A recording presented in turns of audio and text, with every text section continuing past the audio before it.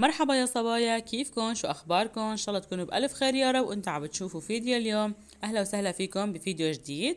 بس اول شي لا تنسوا تحطوا لايك وتكتبوا تعليق حلو كتير مثل عيونكم.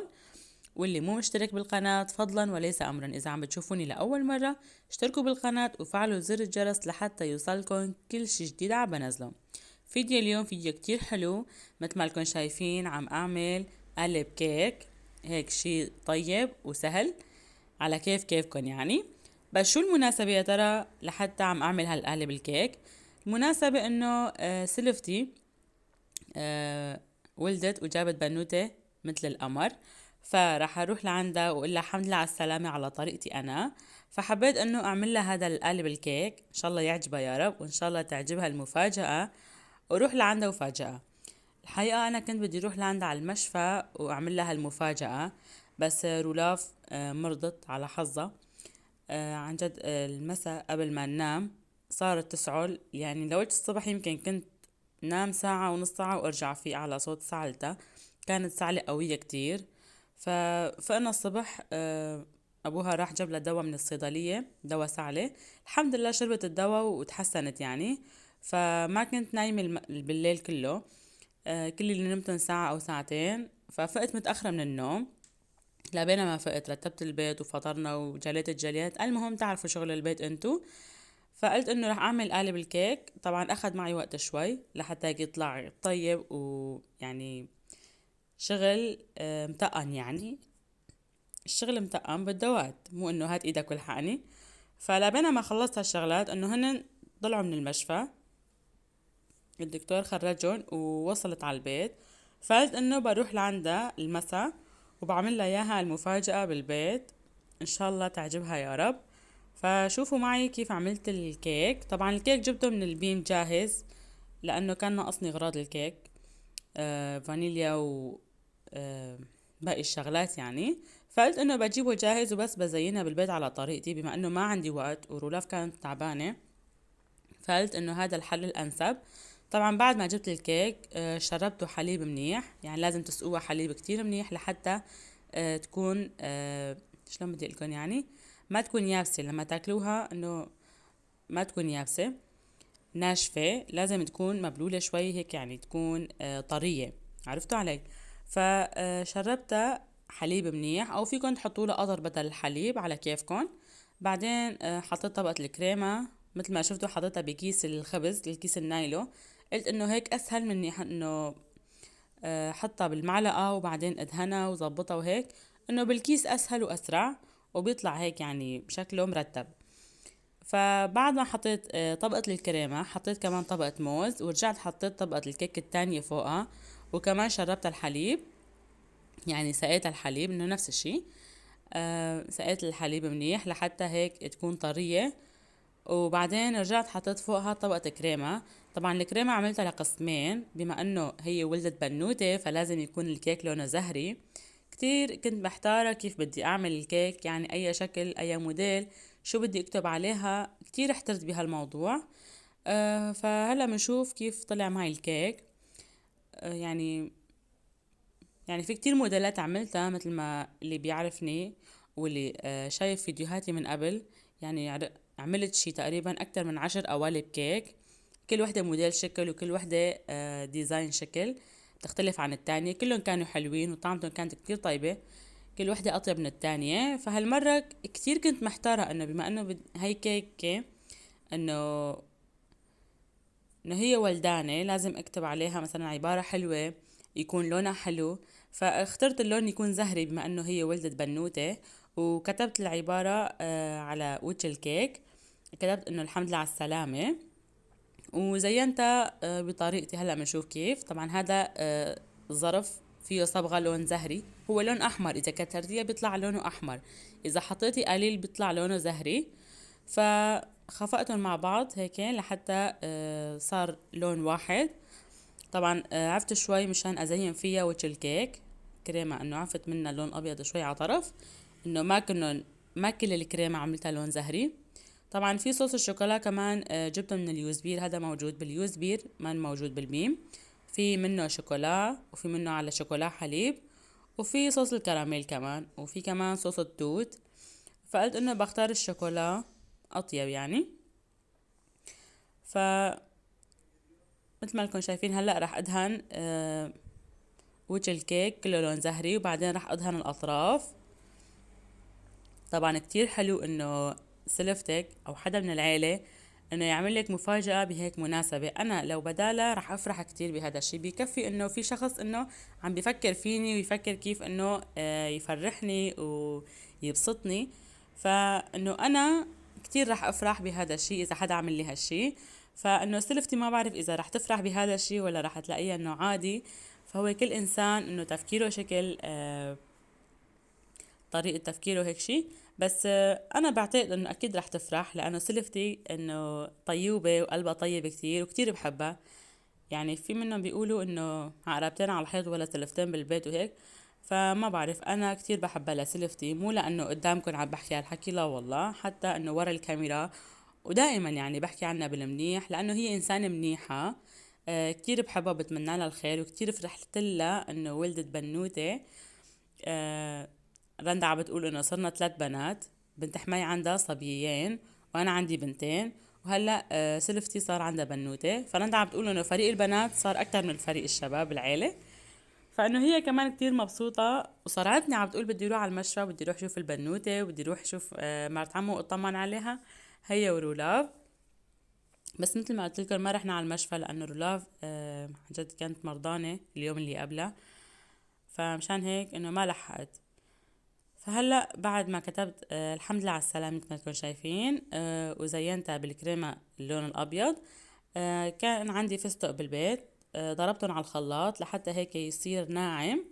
وهلا بدي ادهن حوالين الكيك بالفستق، فأكيد طعمتها رح تكون طيبة. فهلا بنشوف الشكل كيف رح يطلع. عن جد يا جماعة أنا لما بدي أعمل الكيك إنه ما بفكر بالشكل قبل بوقت، وأنا عم بعمل الكيك وعم بدهن الكريمة وحط طبقة الموز وهيك شغلات، فإنه وقتها بيطلع معي كيف لازم أعمل شكل الكيك. مثلا هون أعمل هيك، هالحركة أعملها بهالمكان، أعمل هيك. فيعني وأنا عم بشتغل بالكيك إنه بتطلع معي الأفكار إنه كيف بدي زينها وكيف رح يطلع موديلها. مو إنه قبل بوقت بفكر إنه خلص بدي أعمل هذا الشيء، لا أبدا. يعني انه حتى اليوتيوب والتيك توك ما بطلع عليهم انه بدي اعمل نفس الموديل. فحسب الموديلات، حسب الافكار اللي بتجي انه ببالي بعملها. فهلا بعد ما خلصت من حوالين الكيك الاطراف يعني، حبيت انه رش شوية فستق على الوش لحتى يطلع شكله حلو ما يكون سادة كتير. والفواكه اللي بالبيت كان عندي بس كرز يعني وموز. بما انه موز حطيتها جوات الكيك فاكيد ما رح احطها من فوق، خاصة انه رح يتغير لونها. ما كان عندي ليمون، فقررت اني احط كرز. كرز كمان حلو لونه وبيعطيها شكل كتير حلو وطعمته طيبة كمان. فشوفوا هيك طلعت معي. ما بعرف اذا راح يعجبكم ولا لا، اكتبوا لي بالتعليقات يا جماعة الشغل اللي عم بشتغله عم يعجبكم ولا لا. يعني عم بتجربوا انه تعملوا شغلات على طريقتي ولا لا. ف ما بعرف، هيك طلع معي الشكل النهائي. ان شاء الله يعجبكم وان شاء الله يعجبها لسلفتي. طبعا انا قلت لحالي انه باخد الشموع الكبيرة هاي اللي بتطلع منها الشرار انه بيطلع منظرها احلى. بس فكرت انه بنوتة صغيرة يعني وهالشرارة هاي بيطلع منها دخنة كتير. فقلت انه لا حرام، بنوتة صغيرة وهالدخنة هاي جوا الغرفة فرح يأذيها يعني رح يضرها. فانه قررت اخد انه شموع الصغيرة نجوم الليل، هدول ما فيهم يعني ما فيهم هالدخنة الكتيرة اللي بتأذي الواحد او بينقطع النفس الواحد. فهيك طلع معي شكل النهائي، ان شاء الله يعجبكم يا رب. عن جد طعمتها كانت كتير طيبة، والشكل هيك طلع معي الشكل. فما بعرف انتو شو رأيكم. طبعا هلا طلعنا من البيت يعني لوقت ما خلصت الكيك وخلصت شغلي وهيك. تقريبا صارت الساعة 9 المساء، 9 الا ربع، 9 طلعنا من البيت. فهلأ رح نروح نشتري الشموع، وبعدين رح نروح على بيت سلفتي أو بيت ابن حماي نفس الشي، لحتى اطمن عليها وهنيها بقومتها بالسلامة. هاي رندا عم بتسلم عليكم. رندا ورولاف روح قلبن تحطي الكاميرا وهيك يقعدوا يحكوا. بيقعدوا والله العظيم بيحكوا للصبح إذا بدكن. اوقات كتير بكون نايمة بفيق ما بلاقي تليفوني جنبي، بتكون رندا اخدتها ورايحة على الغرفة التانية وبس عم بتصور وعم بتغني. عن جد إلها فيديوهات كتير عندي، يعني اذا نزلت لكم اياها عن جد تفرطوا ضحك.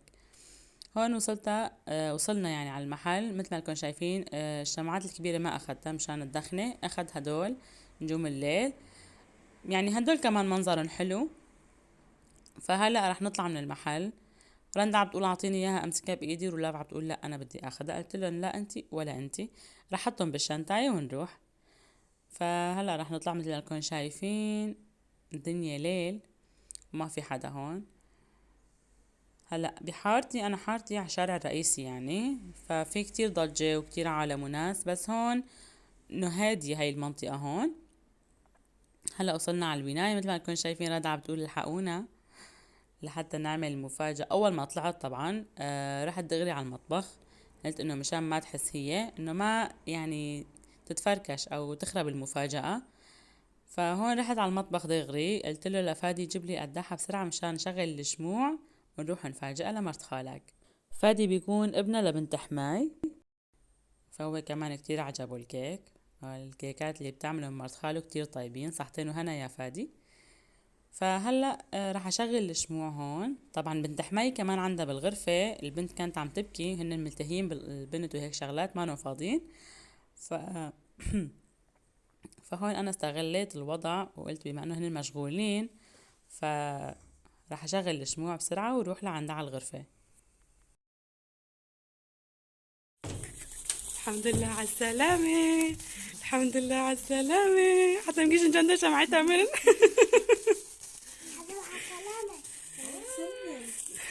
شاوريني وهي بيدا قمنا مجي ابن الرندة ولا فاكرة بوستي كدرجة.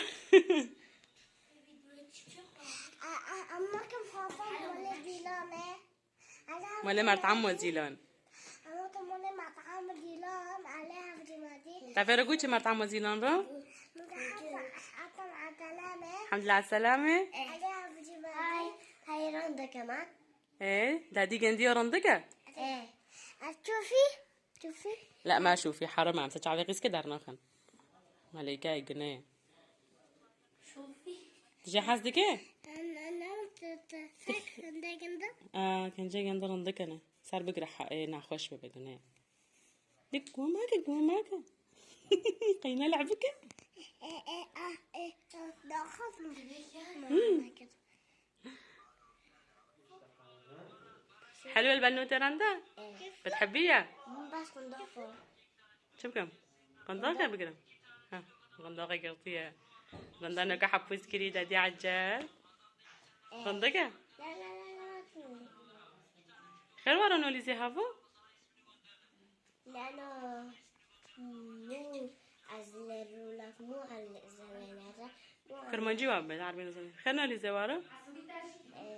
لأنه ما ظن نام يعني. نظن بلي زي. تبي خاو كري جالكي ما تعرفي قدرتي خاو كري. لا دخل خاوزك. ها. لا دخل أصلا مع الخوز هذا كذا. عندي خلا عندي كعبة. شو زلمة عندي خلا عندي كعبة.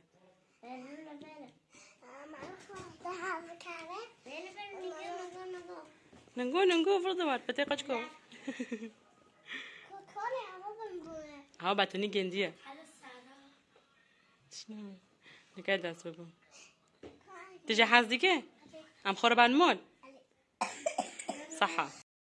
طبعا شفتوا رندا ورولاف كتير مبسوطين بالبنوتة، عن جد مفكرينها مثل اللعبة، هي عم بتقول اعطيني اياها احضنها والتانية عم بتقول لا انا بدي احضنها. فكتير مبسوطين فيها ولا عم بيقولوا لي إن رح ناخدها معنا على البيت يعني. فهون بنت حماي عم تعمل قهوة وقطعت الكيك، رح ناكل الكيك وحلو ونشرب جنبه فنجان قهوة. طبعا بعد ما نخلص نحن رح نروح على البيت لأنه الساعة صارت 10:30 11. فحبيت انه صور لكم هالكم لقطة كمان. فالحقيقة أنا إجا على بالي هيك فكرة إنه زين لها الغرفة كمان لبنت حماي قبل ما توصل على البيت، بس مثل ما قلت لكم إنه رولافا مرضت، ف إنه هالشغلة ما خلتني أعمل شي. منيح اللي لحقت الكيك، فلو رولافا ما كانت مرضانة عن جد كنت جيت من الصبح بكير الساعة 8 9. هن وصلوا الساعة 1 الظهر على البيت. لو ما رولافا هيك كنت اجيت بكير على البيت لعندهم، وإذا كنت زينت لها غرفتها بالبوالين وهيك مناظر حلوة يعني، قد ما كان الواحد هيك بيفرح إنه. فحبيت إنه أعمل لها هذا الشي. فمثل ما قلت لكم رولاف ومرضها كان السبب، لأنه ما نمت الليلة اللي قبلها. فلهون بكون وصلت معكم لنهاية الفيديو، إن شاء الله يكون عجبكم الفيديو يا رب. ولا تنسوا اللايك والاشتراك، واستنوني بفيديوهات جديدة. وهلأ بدي أقولكم باي باي.